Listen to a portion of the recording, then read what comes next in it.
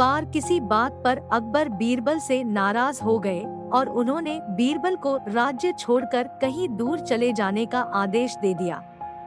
बीरबल ने अकबर के आदेश का पालन किया और राज्य छोड़कर चले गए। कुछ समय बीतने के बाद अकबर को बीरबल की याद आने लगी। कई महत्वपूर्ण मुद्दों पर बीरबल का सलाह अकबर को निर्णय लेने में मदद करता था। इसलिए बीरबल के बिना निर्णय लेने में अकबर को असुविधा होने लगी। आखिरकार उन्होंने अपने सैनिकों को बीरबल को ढूंढने के लिए भेजा। सैनिकों के कई गांव में बीरबल को ढूंढने का प्रयास किया, लेकिन बीरबल नहीं मिले। कई जगहों पर पूछताछ करने के बाद भी बीरबल का पता नहीं मिल सका और अकबर के पास सैनिक लौट आए। अकबर किसी भी सूरत में बीरबल को वापस लाना चाहते थे। इसके लिए उन्होंने एक युक्ति सोची। सैनिकों के माध्यम से उन्होंने अपने राज्य के सभी गांवों के मुखिया को संदेश भिजवाया। संदेश इस प्रकार था: 1 माह के भीतर एक घड़ा बुद्धि भरकर उस घड़े के साथ दरबार में उपस्थित हो। ऐसा न कर पाने की स्थिति में बुद्धि की जगह घड़े में हीरे जवाहरात भरकर देना होगा।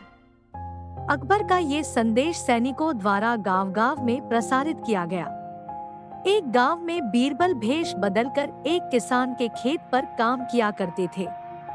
जब उस गांव में मुखिया को अकबर का ये संदेश मिला तो वो चिंतित हो उठा। उसने गांव के लोगों की सभा बुलाई। बीरबल भी उस सभा में उपस्थित हुआ। गांव के मुखिया ने अकबर का संदेश गांव वालों को दिया तो सभी सोच में पड़ गए। तब बीरबल ने मुखिया से आग्रह किया, महाशय, आप मुझे एक घड़ा दे दें। मैं उसे इस महीने के अंत तक उसे बुद्धि से भर दूंगा। मुखिया के पास और कोई चारा नहीं था। उसने एक घड़ा बीरबल को दे दिया। बीरबल वह घड़ा लेकर किसान के उस खेत पर चला गया जहां वह काम किया करता था। वहां उसने कद्दू उगाए थे। उनमें से ही एक छोटे से कद्दू को उठाकर उसने घड़े में डाल दिया। कद्दू अब भी अपनी लता से लगा हुआ था। बीरबल उस कद्दू को नियमित रूप से खाद पानी देने लगा और उसकी अच्छी तरह से देखभाल करने लगा, जिससे धीरे धीरे कद्दू बढ़ने लगा।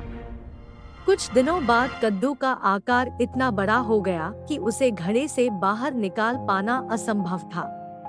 कुछ और दिन बीतने के बाद जब कद्दू का आकार घड़े के आकार जितना बड़ा हो गया, तब बीरबल ने उसे उसकी लता से काटकर अलग किया।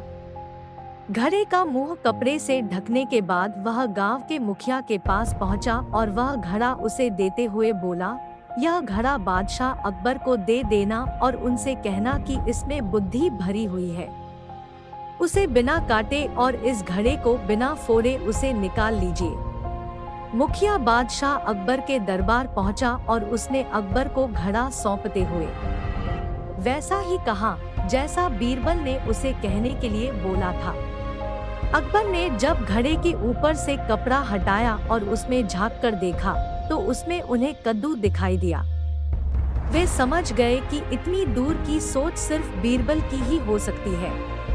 पूछने पर मुखिया ने बताया कि यह उसके गांव के एक किसान के खेत में काम करने वाले व्यक्ति ने किया है। अकबर जान चुके थे कि वो व्यक्ति और कोई नहीं बल्कि बीरबल है। वे तुरंत मुखिया के गांव गए। वहां किसान के घर जाकर बीरबल से मिले और उससे माफी मांगकर वापस दरबार में ले आए। हर समस्या का कोई न कोई हल अवश्य होता है।